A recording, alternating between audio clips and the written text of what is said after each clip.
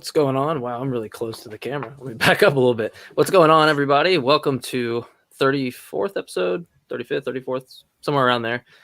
We will be doing another little impromptu breakdown video. Mr. Cease had a debate yesterday, so I think we'll jump right into a discussion on that real fast before we start into the videos. But like always, Cease, how you doing? And what would you kind of want to touch upon with the debate yesterday, and maybe fill some people in on the details of that? Yeah, so it was an interesting experience for sure. I was grateful for the opportunity of joining what they were doing. I think for the first time, I have to be careful how I word this because I don't want anyone to feel offended. I mean, I think it was for the first time trying it. It went pretty well. I do think that in the future, it would be more beneficial to everyone involved if we had more judges.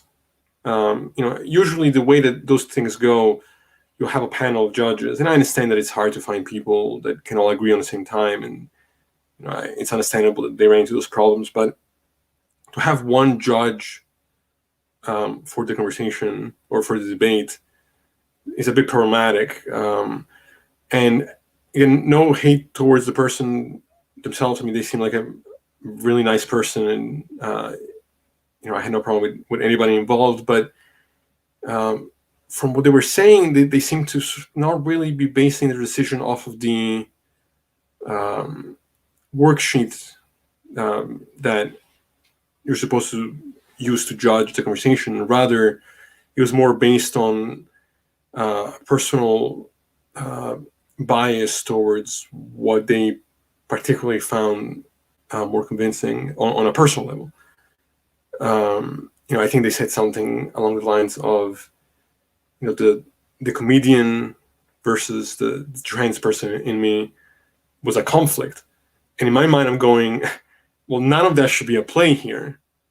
It should be really, who made the better arguments.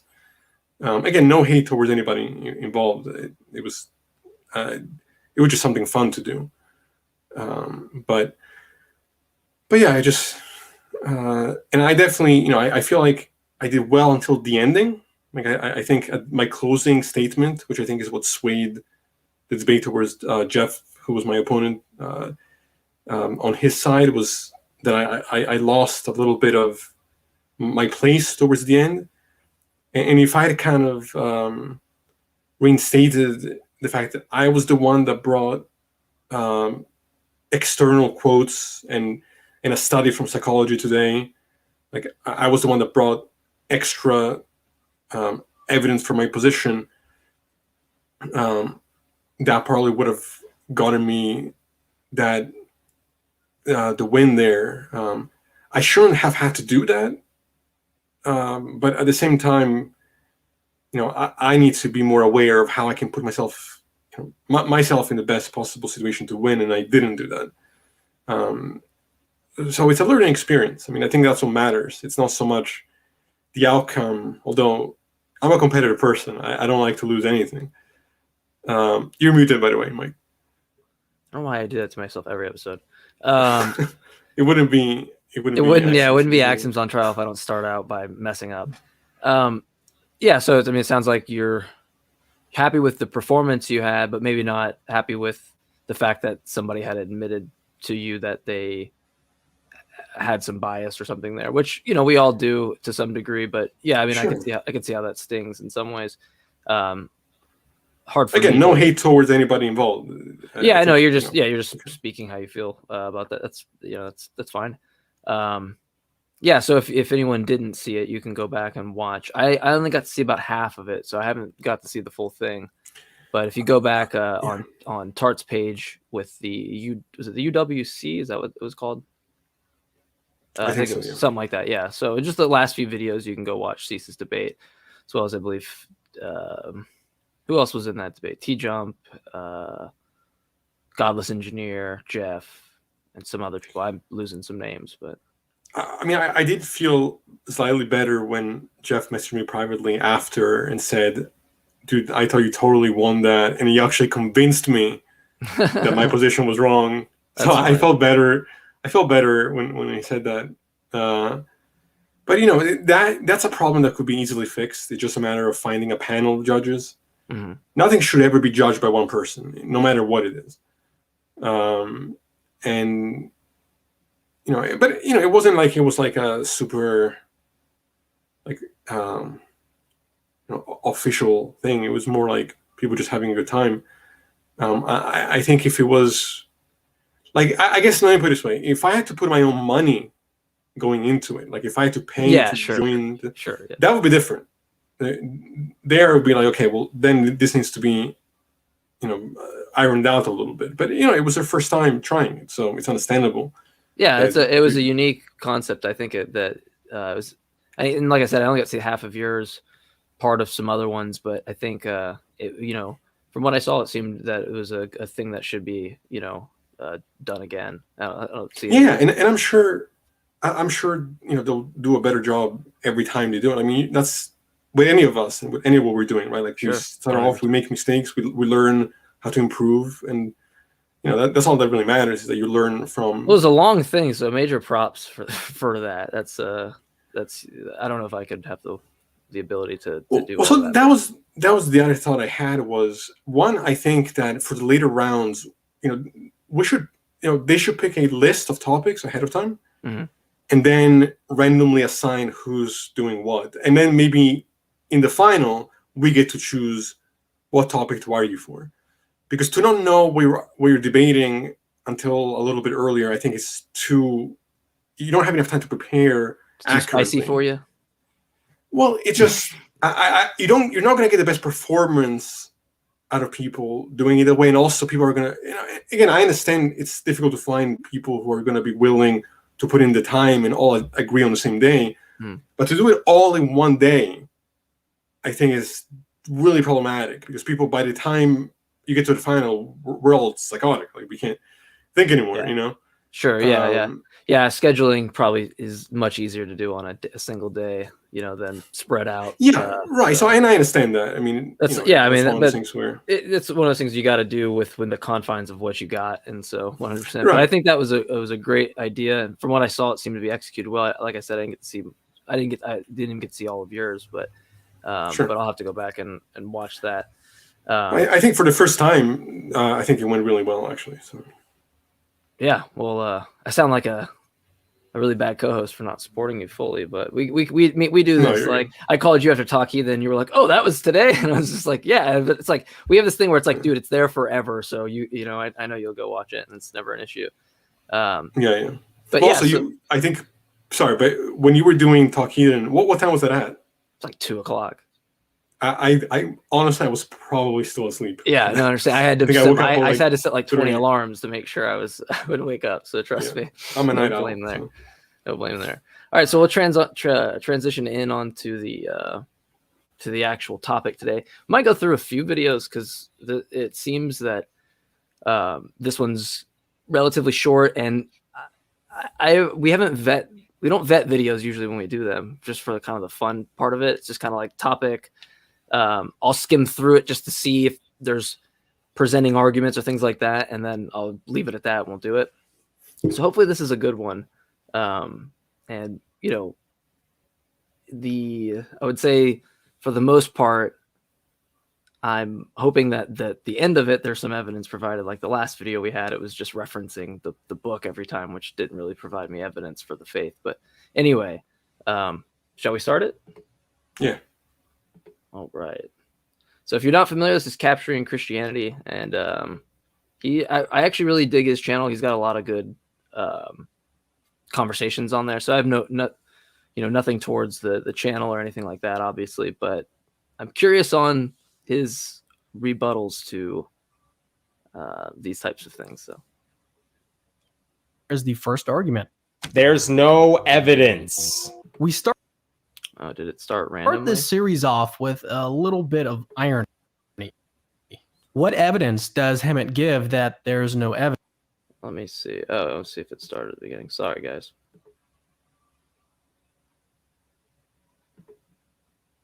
to 20 arguments against God's existence. If you want the link to the playlist, just check the description. Here is the first argument. There's no evidence. We start this series off with a little bit of irony. What evidence does Hemet give that there's no evidence? There's no evidence.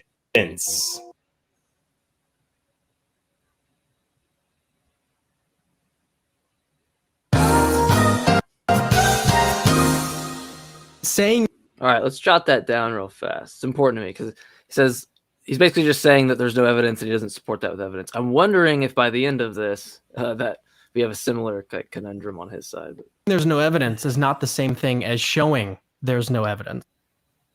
So if theism can be dismissed that quickly, I mean, so can this first argument. The second point, even if it's true there's no evidence for God, that doesn't necessarily mean that God doesn't exist. You might have heard the saying, absence of evidence is not necessarily evidence of absence. Okay, see, you have anything you want to say just on that point real quick? Yeah, I mean, this is already a little bit pathetic. Nobody needs to, we're not claiming to have certainty that God doesn't exist. That's not the point. The only thing that matters is, do you have a good reason to believe in the claim? I think to some degree, no evidence is evidence of absence, depending on how you're defining God. Well, can If I you're give you an defining- example on that real fast before we move Sure. on to see if you like? Would you agree with this example?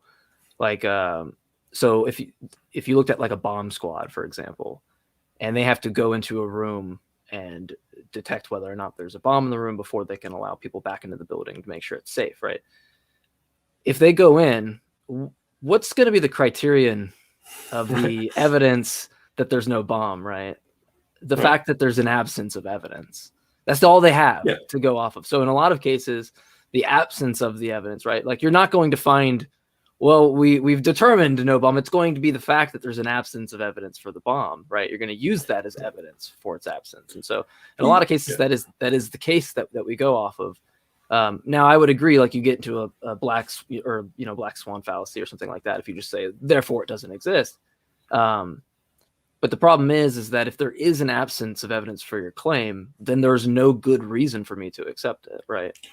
Right. And that's why I'm agnostic atheist. Like, I don't need to claim certainty about the God question.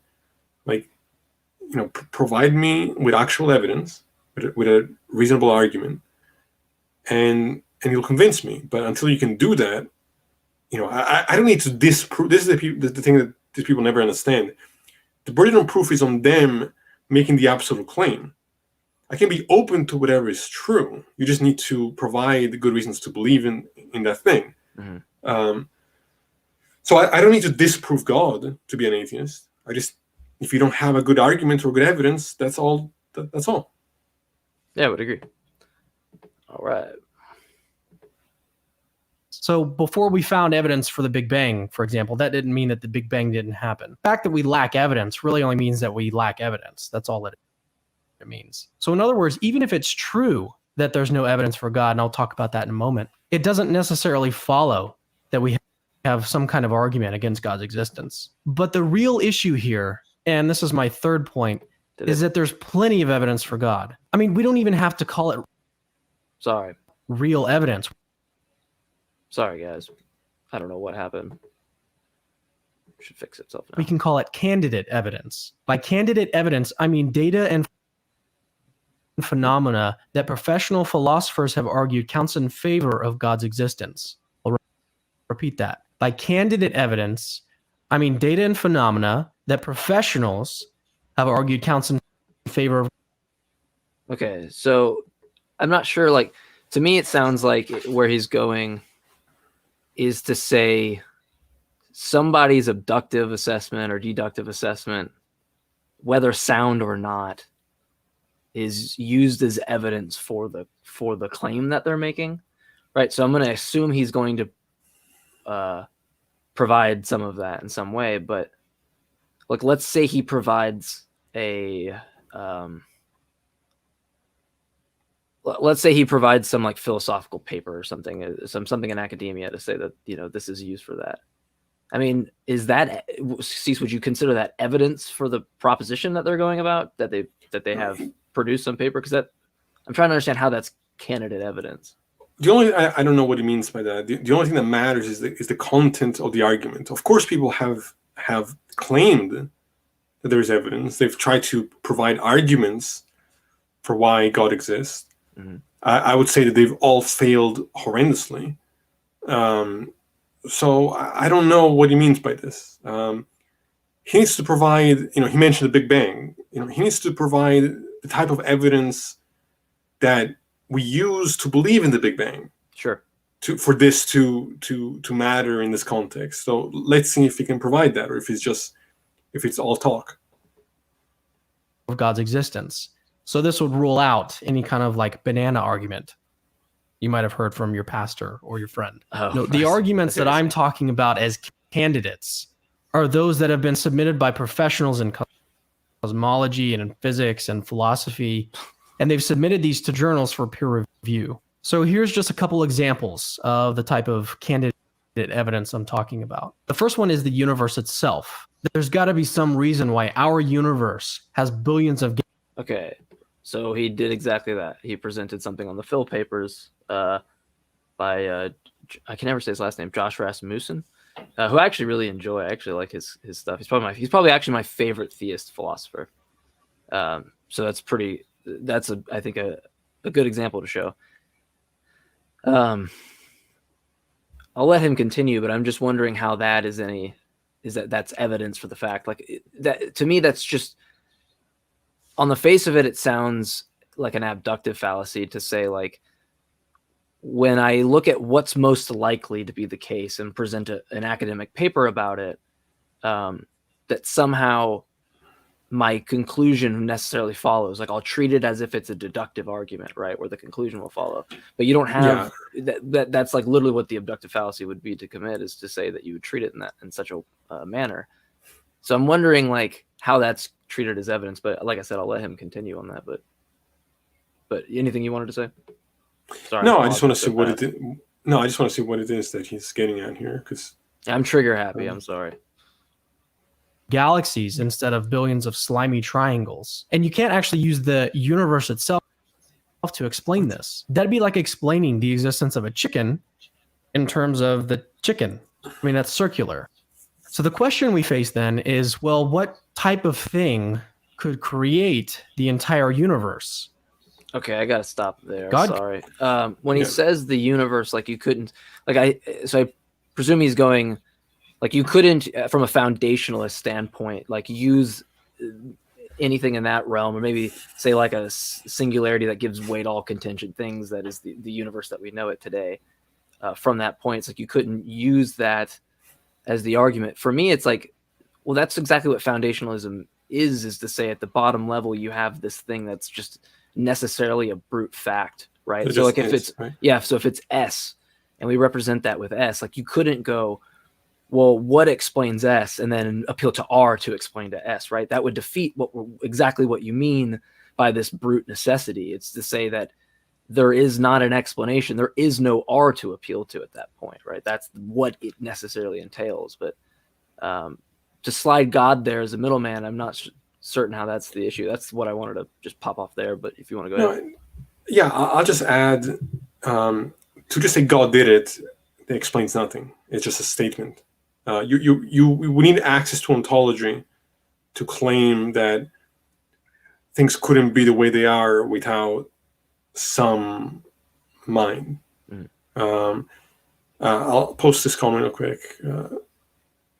The way that he's using the word evidence seems to be synonymous with some reason. Yeah. A magic 8-ball might give me a reason to believe in some proposition, but I doubt Cameron would count that as evidence. Yeah, exactly. It's like, it seems to just be this, like, here's a reason, or what's going to usually be, well, this seems most likely to me, right? This abductive assessment, and then treating the conclusion as if it is deductively following, right? And that's just not how that works. That you could generate some hypothesis from that. You have to have the independent evidence and predictions to prove that abductive assessment true in the first place. Yeah, a couple more things in the comments. I mean, just to address what's going on. Otangelo basically is applying an argument from design, except from the fact that this already has been shown why this is fallacious. why complexity does not mean design, and why brains are in principle not computers. This is, I think, even was it Bertrand Russell? I mean, this in philosophy of mind. This has already not been taken seriously for a really long time. But this idea that being cannot come from non-being, the universe had a beginning, a non-physical being must have existed beyond the universe, the being is God. That is flawed on every level. One, because there's a lot of good reasons to actually think that life did come from non-life, although it's still a very sort of young theory. Sure. There are things pointing to that. Whether or not the universe had a beginning is by no means agreed upon. Well, so that is actually Russell's critique on that, right? Is like Russell goes with the fallacy of composition. He uses bricks, right? Bricks with walls, but he uses it in a sense that's like I can't remember if it's because all bricks are small. Does that mean all walls are small? Right? It's like he uses some kind of extrapolation on that. My perspective is to see like how do you to determine the design thing and have no reference of what a non-design thing, since everything is designed, seems to be problematic. And this is also just not understanding physics, because again, there is no consensus on what originated if something did the universe. We've had physicists on our show several times who explain why this is the case. Like, most people who talk about these things are simply unaware of what the science is actually suggesting. And there are definitely models of the universe that don't require a beginning, but also don't fall into the infinite regress because of the way that the concept of the universe is structured. As I think one example is like the idea of a circle. Like, there's no real starting point of a circle. It just is, right? As far as to say something is beyond the universe, I don't know what. I don't think that has much linguistic meaning. I don't know what beyond time and space, beyond the physical. These are all things. I mean, the first thing is you need to show how a mind can arise from something that's non-physical. So there's a lot of just confusion there on the science. And Otangelo, I would be happy to have you on the show sometime and to discuss these things in details. Like, obviously, I can't go into it now, but I'd be happy to bring you on if email us if you're interested in coming on. But I talk to people in the field on a consistent basis, whether it's biologists or physicists and people in the sciences, and I can tell you now that the consensus is quite different than where it doesn't mean that that proves God or anything. It just means that what you're stating as fact scientifically is far from it. What is ultimately true is obviously open to debate, but not the claims you're making. So, yeah, and there's something here that he said that I'd like to address as well, but for whatever reason, it's not pulling up. Can you pop it, like, click it off and then click it on the screen? Sure. Hold on. I'm trying to find it.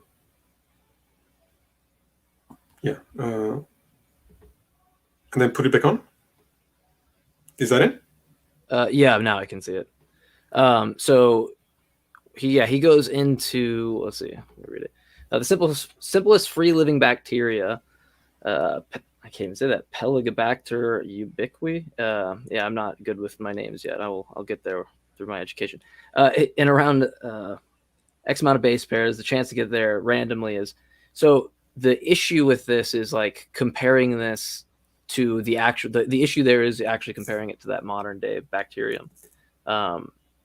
So like to say that to remove it from that part is to actually not look at the precursors. There's more to the aspects of the chances amongst millions of different interactions within one little space with creating simple precursors as it is when you use the example of bacteria. There's actually a really good note I have. I wish I had it on me about it, but I can't. I won't be able to find it in the meantime. But yeah, I would love to have you come on and actually discuss that with you, because that argument, using the simplest free living bacteria right now, wouldn't be analogous to what we're referencing. Yeah. Also, there is a severe flaw with any argument from probability, because we lack the information to actually make a real estimate of that kind. Yeah, I'll have in to, the greater pull scheme up of the things. note. But yeah, let's just move on. Yeah, sorry, I'm struggling to get it to play. Could. There we And go. some philosophers are actually arguing right now. Oh gosh. In fact, I interviewed one recently for our podcast, is that only a being like God, in other words, a perfect being, only that kind of being would be a sufficient explanation for the entire universe. And keep in mind, this is just one piece of evidence. I've actually discussed this with another atheist, Cosmic Skeptic. You can watch the video there. I've got it either on this side or this side, whatever. The second piece of evidence, philosophers have argued that the fact that we can even trust our brains at all to produce accurate beliefs about the world is evidence for God. Third, they've argued that the order and fine-tuning in our universe is very, very, very strong evidence for God. Fourth, they've argued that the fact that our universe can actually be discovered by science itself, and that it's also written in the language of mathematics, is evidence. Okay. Right. So not one of those was actually. They're all claims. I mean, these are all things that we have explanations for, that we don't need to assume God. There's nothing about intelligibility that needs God as an explanation. The fine tuning. I mean, how many times does this need to be debunked? Like, it's, just because things are a certain way doesn't mean that we're put there in that way. We don't. Theists want to claim design where there's no reason to actually believe in design. And what was the first thing he said? The fact No, I would say, he was listing they had been arguing for, which is just to say they've provided what they think is likely. They've given their abductive assessment on what they think is the case, or maybe even something as a deductive argument that we don't know. We're not granting that the premises are sound. The only thing that the constants of the universe show is that if the constants were different, we would be in a different universe. That's all. That doesn't suggest design. Just because life, life. It's fine to say life is rare. Doesn't mean that it had to be designed for it to take place. There's many things in the world that are rare. It's just I've never found it to be particularly convincing. Sure, yeah, and my argument, like that I attach not really my argument, but an argument that I like to attach to it, the fine tuning, which I want to talk to your brother about, because I think your brother could maybe help me figure out where parts could be wrong with it. But from my perspective, somebody who doesn't really have that basis, and it does seem that when you say something like the mass of a neutrino couldn't be off by 1, or however you would say it, if it's like 10 times whatever to the negative 37 kilograms or whatever it is, right? If it's 36 or if it's 38, then you essentially get it like excessive expansion where you can't have galaxies form, and then another one where like the kind of just collapses within on itself, or whatever the implications are. Essentially, the outcome being that there's no life. Like, my thing that seems to be is like measuring it or looking at it from the constant of maybe kilograms seems like looking at measuring a person's height in light years, and to say like LeBron James can't play basketball if he is 10 times 8 to the 17 as opposed to 10 times 8 to the 16 light years in height, right? It seems that, yes, when you use that one off, the difference is he's 60 foot tall, and then the other side of that is that he's 6 inches tall.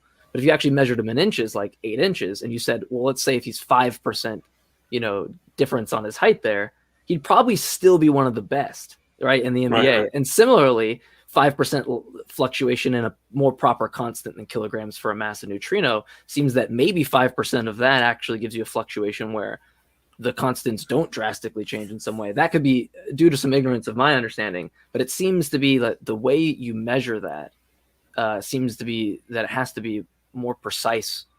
And our understanding needs to grow before we can make that conclusion. It's just a misunderstanding of how probability is applied. It's a misunderstanding of what the science is suggesting. One, the physics doesn't suggest that the universe has to have a beginning. In fact, it suggests that cause and effect are emergent, not fundamental. So any kind of talk about requiring a cause already misunderstands what physics is telling us. The constants don't. It doesn't follow that they're fine-tuned. It doesn't show that at all. It just means that, hey, this is what we can observe the way things seem to be, and that doesn't suggest a fine-tuner. None of these things follow. Well, it's also worse than that too. It's like for each, like what is it, Dawkins? I don't really like Dawkins, but Dawkins, like, who fine-tuned the fine-tuner? And on the face of that, it doesn't sound like that great. But when you think about it, it's like, why is the fine-tuner fine-tuned in the way that it prefers to have the life? Why doesn't it fine-tune for a universe that's just comprised of all black holes, or a universe that's comprised of, whatever interactions that you would want, right? Or the opposite. Or why would we not see more life? Why would we not see better life?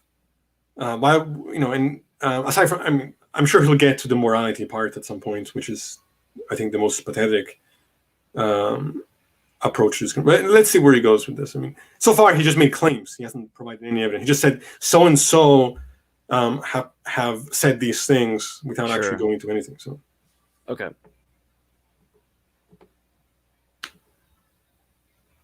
Evidence for God. Fifth, professionals have argued that beauty is actually evidence for God. Then there's the argument from miracles and the argument from consciousness. Well, he's going quick, so we do have to pause to respond to the argument from beauty. What's your opinion on the argument from beauty? I think it's pretty easy. But it's a complete non sequitur in every sense of the word. Aside from the fact that how would you even if you could somehow come to a definition of beauty, why would that need to be something that arises from the supernatural as opposed to just a fact about how conscious beings look at things and feel about things? Like, these are just throwing things against the wall and saying, oh, that's God, or that proves God. It's just not. Well, it seems to take like a similar transcendental route of like these conscious kind of experiences that they almost necessitate has to be, originate, like it comes from this conscious mind, right? So therefore it's like has to stem initially from this conscious aspect, which to me just seems to be this really weird leap in logic to take that route. But yeah, I would say that's precisely what it is. It's just a non sequitur to go there. That is, if we could even narrow down beauty as a thing. Yeah, is it objectively quantifiable? Because that's I don't think it is. Yeah, yeah. All right. And then the list of candidate evidence is actually pretty long. So here's an analogy. Okay, so he blew by miracles. He just said miracles. Okay, so you want to talk about miracles real fast, or we did that? We think we did an episode on it, but look, these are just claims. There's no evidence for these so-called miracles that can make predictions, that can be replicated. They can be explained away by facts that we know about psychology. The fact that people can have misconceptions about what they're perceiving, which at least that we know actually takes place, and have observed and quantified that. That's not to say that these things are impossible, just to say that they haven't been shown to actually be the case. Okay. I don't think this argument, especially the cosmological argument, I just think it's complete trash. Yeah, I'd take a very, I don't know if it'd be appropriate to say like an inferential statistics approach of like, when you look at these types of things, it would be a miracle for really ridiculous coincidences not to happen, right? Like, it's from the perspective of how many actual like causal interactions there are, and however I guess you would frame that. But let's throw away the baggage of what causal interactions necessarily entails. But like it seems that when you have all that, you have this possibility of so many things that seem unlikely to happen. It seems that in the case that doesn't happen, that seems to be a better argument to me in some ways for maybe a miracle when you don't see a world like that, where you have these varying outcomes of different things. One of the things, hold on, not that. What was it? Sorry, this comment made me laugh. I've tuned my ukulele before, so I guess you could say I'm a fine tuner. Yeah. Again, the consensus is not what makes something true or false, obviously. Mm-hmm. It's always funny to me when theists try to use science to support their arguments, when the consensus doesn't share those ideas. Like they just want to throw fine-tuning, they want to assume fine-tuning from observations that don't need fine-tuning as an explanation. It's just like an argument for incredulity. Like, I can't imagine how this got here without it being designed, therefore it's designed. Like, see, like this statement, like, that's a statement you can't even begin to prove. This is just what you think, what you just believe, what you feel. That's not an argument. And no one in science actually views it this way. But again, it seems to be a really huge like metaphysical or ontological gap to throw in, like, this is the evidence for my metaphysics or something. It's like, wait, how in any way is that the case when we can interpret our scope of knowledge in science and kind of substitute really a lot of metaphysical foundations, right? I mean, we don't have this problem for people who are idealists that assume an entirely different metaphysical substance that underlies everything. It's like, clearly you can there's clearly that gap for anybody to take the scope of science, like a limited scope of what we can model and understand, and then go to this next thing of like, it props up metaphysical, baggage that I have. And it's like, no, I mean, everybody's working from that same framework in a sense. So you would just be, from my perspective, just saying like a post hoc rationalization with the data. And that seems to be like the underdetermination thing, where of course anybody can come along and look at all the data science has and then just posit some metaphysical entailment, right? But, yeah, and it's also a constant strawmanning of physicalism and materialism. Mm-hmm. That it's impossible for consciousness to arise from the material. I'm still to see a good argument for that claim, but these are things that are just assumed as though they're facts when the conversation is quite open.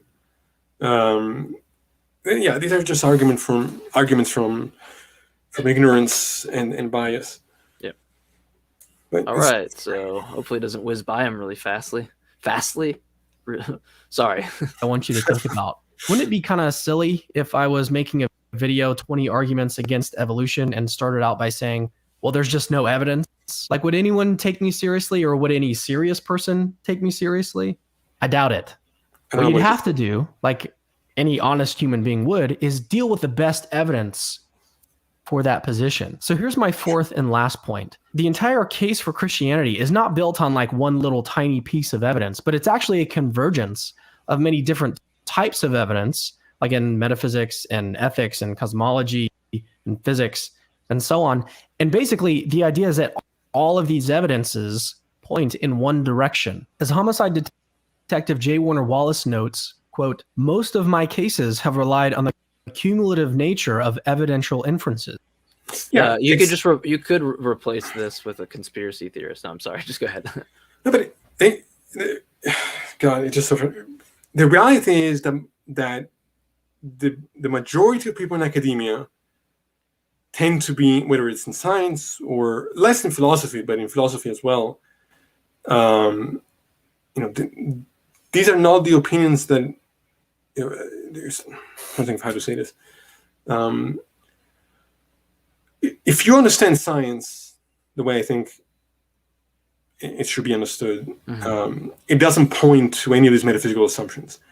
To think that morality points to God is completely embarrassing. It's just to not understand a millennia of philosophy of ethics and morality. Like that is the easiest thing to defeat on the philosophical level. It's not that you have cumulative evidence towards that side. It's that these people already have the assumption of what they want to be true, and so anything that they encounter, they try to contextualize in that way. It's not that they have good reasons. It's just that it's what makes sense to them based on their bias. Yeah, and CJ actually hits it right here on the head. So the question to ask Wallace there is, how many times did he need to rely on background information to solve those cases? Right, so it's like there's this whole other aspect too of just to say, I mean, does any of the cumulative case that you have provide any prediction in the future? Like, is there anything that your theory can actually, actually provide some future new information? It doesn't seem that any of these are ever based on that. It's always based on some kind of post hoc rationalization or looking at what evidence you have, like I had said earlier, and then where are you assessing the information from? Like, what is the metaphysical source to even begin with? But a couple other things just real quick. Like, there's no contradiction there. There's zero contradiction. It's about how no one's saying that. I mean, as a matter of fact, there are people who actually do think that consciousness is a fundamental aspect to all matter. I don't believe that. I think that can be explained with simply when matter is organized in a certain way, it produces a certain thing. Like a brick on its own is not going to make a wall, but the totality of bricks put together can create a wall. Like there's no contradiction there. As far as minds not being reducible to non-physical principle, again, this is just a claim that I don't think you can back up. It's a false statement to say that you can cut into a brain, but you can't cut into intelligence. No, we see that if you damage the brain, serious aspects of consciousness get lost. Damaging the brain does damage intelligence, does damage facial recognition, remembering words, remembering who you are, remembering faces. Everything that we think of as conscious experience is lost when damaging the brain. And again, existing fundamentally, in physics, space and time are not fundamental. They're just not. So consciousness certainly is not explained by just saying God did it. Anyway, let's move forward. I don't want to get lost. But Otangelo, email us because we should have this conversation. Yeah, I would love it. It would be great. And my point is that the same is true for Christianity. I mean, what else would you expect? So in summary, Hemant, rather ironically, gave no evidence that there's no evidence. To paraphrase Christopher Hitchens, what... Okay, well, he's going to say what is presented without evidence can be dismissed without evidence. Can be asserted without evidence, can be dismissed without evidence. Second, since absence... Did he present actual evidence, or did he present somebody's assessment of what they think? He just said so-and-so believe. It would be equivalent to me saying there are flat earthers who have argued for flat Earth. Yeah, exactly. And that's evidence. Like, what? Yeah, there are anti-vaxxers that have argued for... There's a guy who... Okay, I got it. Cameron's logic is essentially, the I can't remember his name, Dr. Mikanawu. I can't remember his last name. Amichu Kaku? No, it's the guy. I don't think it's him. It's the guy who he basically said that you could say happy words or sad words into water, and when it like snow or it would freeze. and it would like you would be able to. I can't remember what exactly it was, so I'm doing a bad job at remembering. I was hoping you would. Essentially, have this like, idea that like water would crystallize like under certain words or have certain patterns. I believe is what it is. So it's like let's just use like that example. It's like this to present that is to say that is enough for him. He said peer reviewed, but I don't see any of what. How would you peer review metaphysical claims? Yeah, I was gonna say I don't see anything that he said that was peer reviewed, because he did say peer reviewed at the beginning, and at the beginning I paused it and said he was making fun of the other guy for not presenting evidence to say there is no evidence, but he didn't actually present evidence in any way. He just presented what somebody thinks is the case. I mean, he presented like a hypothesis that has no prediction. Yeah. Real quick, because what is your opinion on Thomas Nagel, an atheist philosopher who agrees with the idea that material processes cannot result in immaterial consciousness? I don't agree with him. I'm a physicalist, so I think ultimately, while he makes certain important observations about the nature of consciousness and subjectivity, his conclusions, I think, are incorrect. What he says is, to a degree, is true, but it's best explained by something else. So, I've said this before, but phenomena is primary to language. So it may be true that there's no description you can give me of a bat that will tell me its subjective experience. It's not the feeder for physicalism. It just means that there are certain limitations in the context of subjectivity, in the context of language, that get in the way of the physical description being able to capture everything. So I'm a non-reductive physicalist. So I think everything is physical, but I think that we're limited in the way in which we can talk about these things. Yeah. We'll have a show more on that, where we go more in detail about those issues. Yeah, because it's actually a really interesting question for him to ask, because it's like someone like you takes that. We both agree on the conclusion there that we're not going to agree with his conclusion, but I take it a step further, and I think that I guess I'm not necessarily convinced. I put myself like tentatively on the reductive physicalist side. It's like I agree there's this problem. I just don't think that it's unbridgeable, the same way someone might agree as a moral realist with like an Izzat gap, but might not necessarily think it's a problem forever, so to speak, like maybe induction or something might be in that perspective. So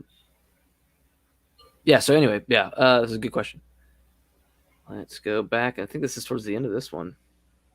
Absence of evidence isn't necessarily evidence of absence.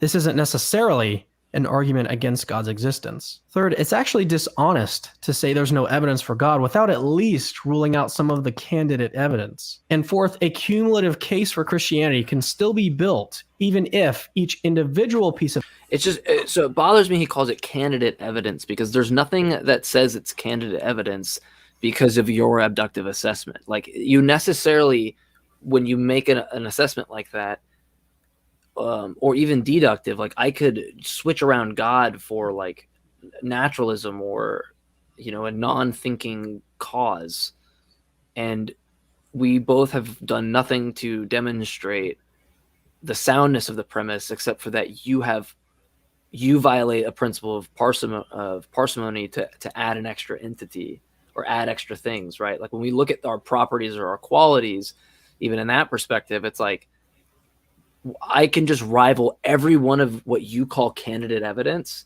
with something based in naturalism, and I have less entities than you do, and I assume less things, and by virtue of that, my candidate evidence would be better every time. It would win because yours adds way more things that you have to substantiate, like intentionality or a mind or these types of things.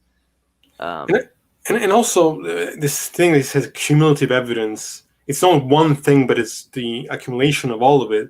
It's ridiculous, because if everything that you say is evidence can be shut down and shown to be non sequitur and shown to be fallacious, then the fact that you throw together 100 terrible arguments doesn't suddenly turn it into a good argument. Like it needs to be, each part needs to be rational, and none of it is, as far as I'm concerned. Yeah, I mean, there's nothing that has separated the candidate evidence from just mere conjecture, right? Yeah, and it's a constant shifting. Yeah, like this, for example, like a good example of what I was going to say is a perfect example of the shifting of the burden of proof. Like you have to prove your presupposition. Like there's just a presupposition that's what's necessary. Like yeah, it's just bad argument. Anyway. All right, I think we're towards the end of it, but let's finish it up. Of evidence won't convince you on its own. All right, thanks for watching. If you enjoyed, Yep, that was it. Okay. You have another one? Well, there's one that I did want to watch. Yeah, I was watching a lot of Noam Chomsky earlier, so. About love-hate relationship with Chomsky. Yeah, I kind of do too. Especially since I'm kind of like just his lectures. Sometimes it's just like it's hard to really keep up. It almost makes. I hate to say this live, but it sometimes makes me too sleepy. Yeah. But anyway. Did you ever watch the Ali G interview with Chomsky? No, but I would love that. Funniest thing I think I've ever seen in my life. I was dying. Holy fuck. My whole family loves some Ali G, so. Oh, it's brilliant. So that would be close to my heart. All right. I'm trying to see. It's not that one. Here we go. We could go straight on to number 2, but I mean, it's the problem of evil. We've done that. We've had conversations about that. You want to go to Noah's flood? Sure, let's do that. It's 5 minutes long.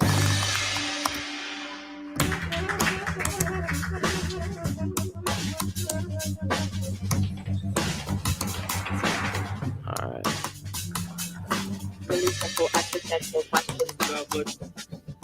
Skip it. Hey everyone, I'm Cameron Bertuzzi, and you're watching the third video of a playlist of videos responding to 20 arguments against God's existence. If you want the link to the playlist, just check for it in the description. All right, let's... Hold on, real fast.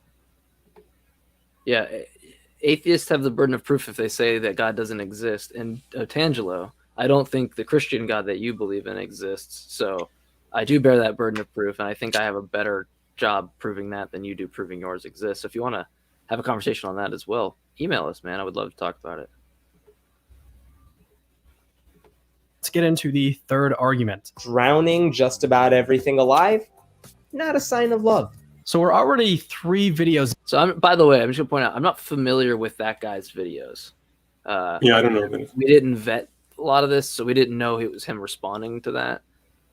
So just ignore the initial video or our understanding of it, because I have not seen that guy's videos. I know he's a popular dude, but I'm not too familiar with his stuff. In, and 2 out of the 3 are arguments against the Bible. They're not actually against God's existence. And I mean, the third argument actually isn't even an argument against the Bible at all. It's against one interpretation of a couple of chapters in the book of Genesis. And I mean, you can't even say that it's against a literal interpretation of that text, because there are many different literal interpretations. And to make matters worse, Hemant doesn't even think a global flood even happened. Right? I mean, he's an atheist. Yeah, because it did not happen. Yeah, the geological strata proves that it did not happen. So I'm wondering how an imaginary event can be evidence against God's existence on his view. Now, look, I get that he's trying to give a kind of like... So let me ask you, I guess, that would you make... I guess he's saying that the initial guy made the video is claiming that would serve as evidence against God's existence. Would you view that the same as that guy, or what's your approach? Because I'm not really sure what the first guy's point was even that he's responding. No, well, it's an argument against the Christian God. Like if I mean, not like a conclusive argument, obviously, But if the whole thing is like this is the word of God and it describes something as having happened which didn't happen, then that's an issue. If you're taking a literalist interpretation of the Bible, obviously all those things can be squared away by saying no, these are stories telling a deeper narrative. They're not meant to be taken as fact in that sense, and therefore let's stop right there. So that to me is something I think I'm different on than most people. I think that is it, and you'll see this in a lot of opening statements that I do in debates. I think that's like horseshit to look at a book where you're deriving knowledge and truth from, and to say that these things didn't actually happen. So we'll have to. So here, I think that is like the definition of the biggest excuse you could ever make to just say it didn't happen. Well, then now is God? That leaves me. Is God a metaphor for something? Like, how am I supposed to even know that the God, like Yahweh, is Jesus a metaphor? Where do we draw these lines, and how do you know where the lines are drawn? Because it seems that everybody draws different lines, and so I think that's horseshit. I both agree and disagree with you. I think it does make the waters murky, but I don't go to like. I love finding things where I disagree with you on, because it's so much fun. Yeah. That's kind of why I stopped it, because I wanted to see. I think we have a little tension there differently. For sure. Yeah. I think while I agree that it makes things a little bit more uncertain and unclear, I completely disagree that the stories haven't been used in the past, or narratives haven't been used in the past to communicate a deeper meaning that were metaphorical. And that's a conversation that I think we definitely should have soon. Well, so if I was to be honest, I would say there's things in there that clearly are parables or clearly are metaphors, or I could understand. I don't understand the prime things that matter. Is what I'm referencing specific things. The flood, like there's certain things I go. If you say that the flood isn't literal, you don't take that. I don't think I think you're making excuses, right? I think you're legitimately making excuses. I think Adam and Eve, I think that's also an excuse. Like mass exodus, I've heard people go, well, that didn't really happen. It was, just used to show X, Y, and Z. It's like, okay, we're just changing everything now, right? We're just literally changing everything that there is about the book. You're creating your own Bible at this point. You've made your own. This isn't what the book says. And if it's supposed to be interpreted certain things as metaphors, then that's the problem with the methodology. And for me, that's used as evidence to show this was written by men, because this is what men do, not gods.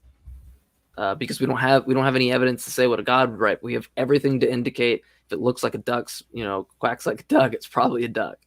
And I would use that abductive assessment to say that, given that we have no criterion of a god. But agree. So it's more likely the thing that we have no evidence for. Let's go ahead. Internal critique for Christians, but an internal critique for Christians is not an argument against God's existence. At the very, very most, this is an argument against one group of Christians that hold to one particular interpretation of a couple chapters in the book of Genesis. That's it. Sure. Worst case scenario means that the Christians in question would have to adopt a different interpretation. Now, to be clear, I don't think that Hemmett's argument, if we can call it one, accomplishes that. He hasn't actually argued that God could have no moral reason for using a global flood. So this is neither a serious argument against God's existence, and it's not a good argument against the global interpretation of the flood. All right, with that out of the way, let me take a couple minutes and talk to the Christians that are watching this video. There's a really great book that came out recently called Understanding Scientific Theories of Origins. Pretty awesome book. I mean, it's also the most beautiful thing I've ever seen. Chapter 13 in the book is dedicated to understanding the flood account. They conclude, the authors in the book conclude that we actually don't know from the text what the scientific dimensions of the event were. One of the reasons for this is that the two Hebrew words kol eretz, which gets translated all the earth, are used hyperbolically elsewhere in Scripture. I'll give two examples. First, kol eretz is used in Exodus 9:4, where it says all of the livestock in Egypt died in the plague. But we know that the author is using hyperbole because later on in Exodus, the people are actually called to bring their livestock in from the field, meaning that they all didn't die. So even though the text said that all the livestock died, that didn't actually happen. The author was using hyperbole. Second, in Genesis 41:57, we read, quote, "And all the world," which are the same two words here, kol eretz, "came to Egypt to buy grain from Joseph, because the famine was severe everywhere," end quote. However, no one reads this verse thinking that like Mayans or Eskimos came to buy grain. What these two verses do is show that the words kol eretz can be used hyperbolically. And in fact, the authors in the Old Testament often used hyperbole when describing these sorts of epic events. But what about the wording in Genesis 7:20 where it says that the waters covered the mountains by 15 cubits, which gets converted to about 20 feet? The authors point out how the actual sequence of words in Hebrew reads like this, quote, 15 cubits upwards, the waters surged and covered the mountains, end quote. So if we're taking this passage like as literally as we can, all that would mean is that the waters rose 20 feet up the sides of the mountain, not that it was covered by 20 feet above. And here's what I'm not saying. I'm not saying that the global interpretation of the flood narrative is false. To quote the authors again, quote, "If words mean different things, we need to explore these possibilities because one of those possibilities may be what the author intended," end quote. What we were taught in Sunday school may not be what the Hebrew authors actually meant to say. And as truth seekers, we should be open to these scholarly possibilities. You're a truth seeker. Okay, yeah, so essentially we can cloud a very important aspect of this isn't like a flood happened and it might have like covered part of the world, right? This is why I have problems with this. This is God's intent to do this is to kill everything, to wipe it all out and start again. That part gets glossed over every time a Christian wants to go, well, it's could be literal or so is it literal or metaphorical that God stuck babies' heads underwater? Yeah, like that, literal or metaphorical genocide. Like it's still because the entire point was genocide. Yeah. Right? You're like wondering about the method, whether it could have been a giant fire or you just set the earth on fire and started over again, right? Like whether that maybe there was just a forest fire. It wasn't the whole earth on fire. It was just a forest fire. It's like, do you think that God decided to do a genocide or not? Like, what do you think? Because you're avoiding the problem that I care about, which is that you believe in something that's a genocidal maniac. Yeah, that's like supposed to be perfect and all-loving. Yeah, here's this perfect, all-loving God who's going to drown the world, because that makes sense. Like, it's fucking ridiculous. It's so ridiculous. I mean, aside from the fact that there's no scientific evidence for a global flood or for an ark being able to sustain itself, like this nonsense has already been debunked a million times. But well, I'm being charitable and just saying, like, let's just say whatever method he used to be a prick is like, do you think it's a metaphor that he was a genocidal maniac as well? Is that the entailment too? Because that seems to have to follow in some way. Like, when it comes to God, it's a complete changing of definitions. Like, suddenly, all loving becomes inclusive to genocide. Like, it's still all loving because it's God doing it. Like, no. Like, if he's killing the world, if he's annihilating the world, there's nothing loving about that. Like, for me, it's just like it's the entailment of what the story means. It's to say, if it's a localized flood, does that mean now because the point of the flood, the reason it exists at all, was by the doing of the God who wanted to kill things, right? So does the entailment of that mean that he only killed a little town? Then there was no point. Then the whole thing is then you're arguing for something that contradicts the narrative of the story. And why would he need to do that? He could snap his finger and change people to what he wanted it to be. Sure, and I get where you're going. My thing is I'm still stuck on just like when you make that argument, regardless of how you view the loving part, all that stuff aside, the emotional side stuff, like aside. just forget about whether God's Yeah. just in doing it or not. To just simply change the story that it's not a global flood and it's now a local one, you have to ask yourself, why does the flood exist? Because the God had a purpose for it, to do X, right? So if you now relegate that to a smaller thing, then you have to say, we didn't kill everybody. That was also metaphorical. He just killed some people. Or you have to say he didn't kill anybody at all. The whole thing. You now have to literally change the entire point, a big crutch of your religion, and create something entirely new that is not a foundation for it. Right? Like you have to do that in order to maneuver around it, which is why I go back to saying the metaphorical thing is bullshit. Because what it seems everybody forgets is that it's not just the fact that the flood happened or not. It's why it happened in the first place. The flood is just the method of what the narrative is. Right. Just Real God quick. Genocidal maniac. Real quick, Grumpy. The thing is, free will goes out the window regardless if you're drowning people against their will. Like, there's no respect for free will there anyway. Yeah. Right. And also, in other contexts, like with the problem of evil, the argument I think fails as well because, well, God could ask us, like he could ask, do you want to be changed in this way? And in that context, it would still be not a violation of free will. There are many people who because I am interested in these things, and I've watched interviews with serial killers and psychopaths, etc. And many of them wish that they were different. These aren't happy, well-adjusted people. They're people who wish their lives had gone differently. And so I think, there are many situations where a serial killer would probably say, yeah, if God could change me, so I don't feel compelled to behave in this way, then please change me. So I don't know, the free will thing I've never found it to be that convincing. But anyway, there's my daily rant. Okay.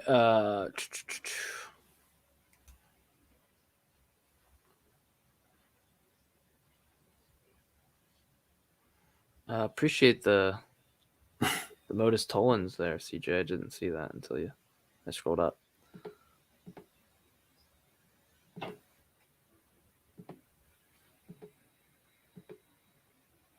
If it'll work. In summary, this is not in any way an argument against God's existence. At very best, it's an argument that we should adopt a different interpretation of the flood narrative in Genesis. But since Hammett never actually argued that God couldn't have a moral reason for using a global flood, this is not an argument against a global interpretation of the Bible. Oh, and so for any skeptics that are still watching this, I'm not arguing that a global flood happened. I'm saying that Hammett's argument, as in the way that it was presented, it fails. He's talked out both sides of his mouth. He has said, I'm not saying that one didn't happen. And then he said to skeptics, I'm not saying one did happen. Right. What is your position? As a Christian, what is your position? You don't get the right to say, as a Christian, to say that I think it and I also don't think it, unless you're just going to tell me I'm an agnostic theist and I'm agnostic on a lot of these things, but I just believe it to be true. Maybe you prescribe to some version of dogmastic voluntarism, right, where you just think you can choose a belief. Maybe you subscribe to that. Then tell me that. But it seems weird that you can play that both sides of the fence game and then also go, well, if I change the narrative of the story, that's fine. No, it's not, because the entire point was God to commit genocide. That was the entire point. So he either did or he did not. And if you decide that's not the case, then you take out a giant chunk of what your story is even about. It blows my mind that this has to even be explained. It's also funny that he says, he didn't come up with an argument against how the flood could be immoral.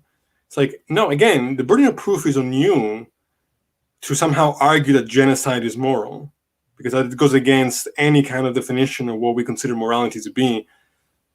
it's up to you to show how you killing people can somehow be permissible. Sure, and that's the thing, is that's the whole other thing, right? It's like my issue, I hadn't even gotten there yet. Like that's a whole like cherry on top thing. It's just like I just don't like how things are changed, because it's like the aspect of the gospels, when somebody interprets something, it's like you're creating your own gospel. Like you have like if Jerry comes along and he's like, and I don't mean anyone specific, but just some random guy, Jerry, comes along and he's like, hey, I think this is what Matthew said, or that this is what it meant, and it's different than what John thinks, random person John. Well, then now he's reading the gospel of Jerry. He's not reading whatever got the gospel of Matthew. He's reading what he thinks is the case. And that's part of the problem of the gospel of Matthew in the beginning, right? Or any of these things, is to say that's exactly what your reading is it's somebody else's changed perspective on these through these 300,000 different variants, right? You're literally looking at that same process and applying the same filter yourself to say, well, I think that this was the case. The only thing that stops is that you weren't a scribe and not writing it, right? Right. All that happened before that were people with this perspective. I interpret what Jesus said this way. I interpret this, and they write it and they change it and they add blemishes, just like any story that you've ever told anyone in your life. This really cool thing happened. There was $5 on the ground. And then, you start to add like whole different elements and things to the story, and you make it sound better. This is what people do, right? This is like how we are. And so it blows my mind that we do that this even has to be kind of like explained in some ways. But anyway, I'll get off my soapbox. That's all I'm saying. All right. Well, thanks for watching. Oh, okay. If you enjoyed this video, again, we got through 2 videos today. See, it's like, wow, it's nuts. In progress. So yeah, we're hitting about 1:15. If anyone's got questions, we'll answer those and then hop off. I got to finish another school essay that I have, and that shouldn't take me too long, but I want to get that done. And we'll take some questions and things like that. We usually hit about 1:30. Yeah. So anyone have questions? Yeah, we'll wait a few minutes for those, and I'll get your final thoughts on maybe this video or the other video, and see. No, there's not much to say. Look, it's just the usual, just shit talking without substance. None of this so-called evidence is ever evidence.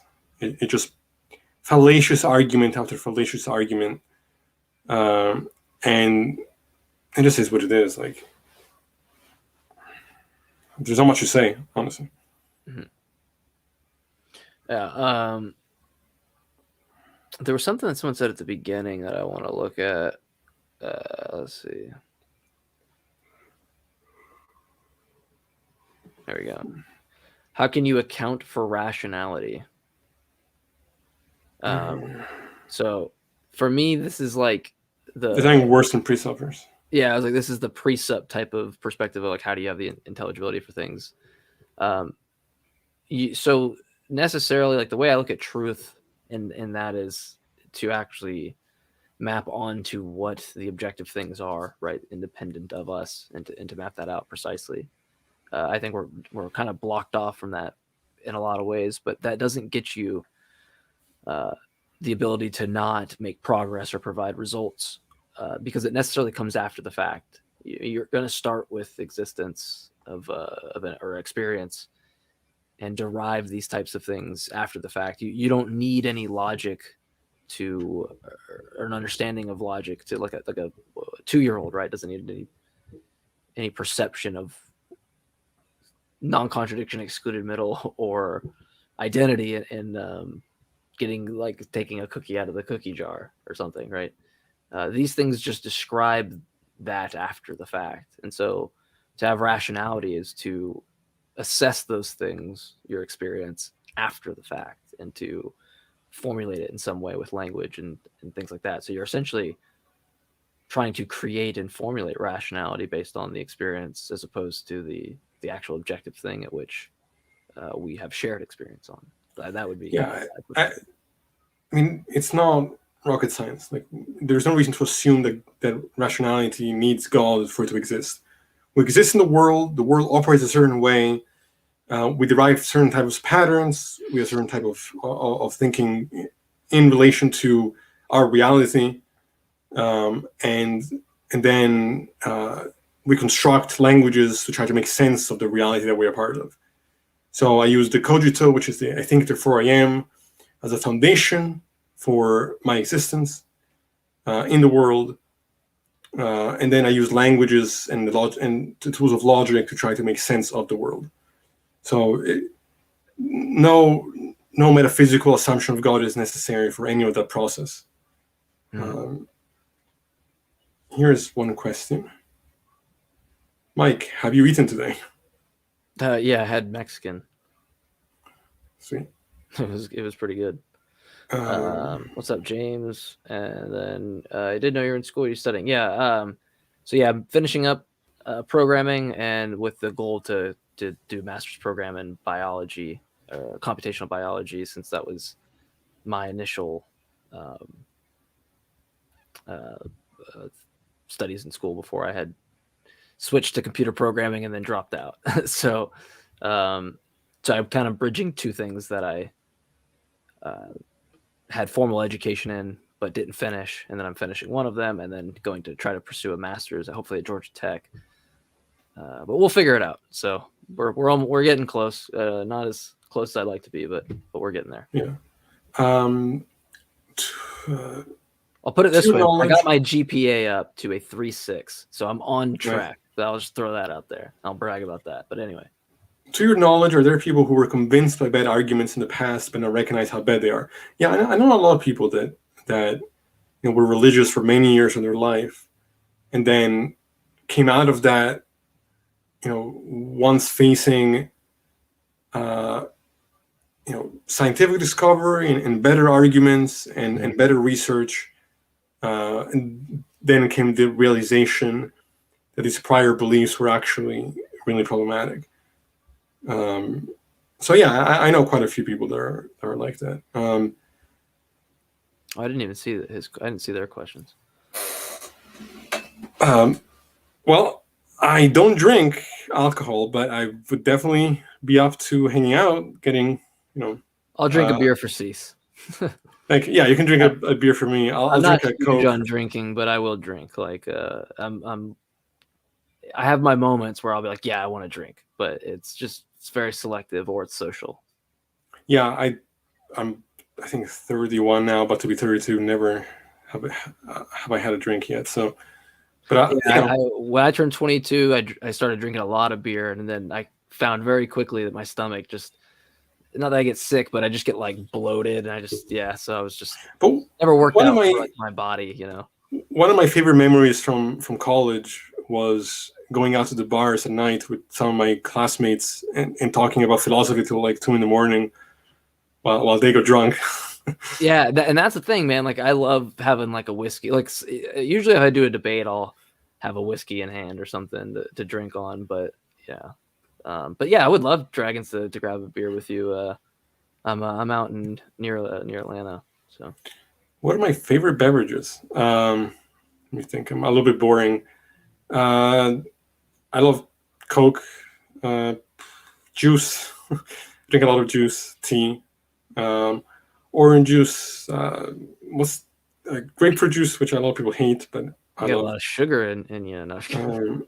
Yeah, pear juice is great, but yeah, I don't know. Ginger ale is great. I don't know. Oops. Mexicans are delicious. I said Mexican food. Whiskey it is. Yeah, I'll do some whiskey. Spartan theology. Hey man, this is like my go-to. Like, when someone's like, I want to have a debate or whatever, I'm like, I know the most fair theist moderator in the world. So yeah, that's like my good to see him. Yeah, he's a good guy. Okay. Yeah, so okay, I guess that'll be it for us tonight. Unless, Cease, you want to add some comments here or kind of give an insight on maybe what we'll be doing in the future. Yeah, so I'm hoping that this week we can jump into some Thomism and idealism arguments. I know I have a couple of people that were interested in coming on to discuss idealism with us. And so I'm going to reach out to them and see if they're still interested.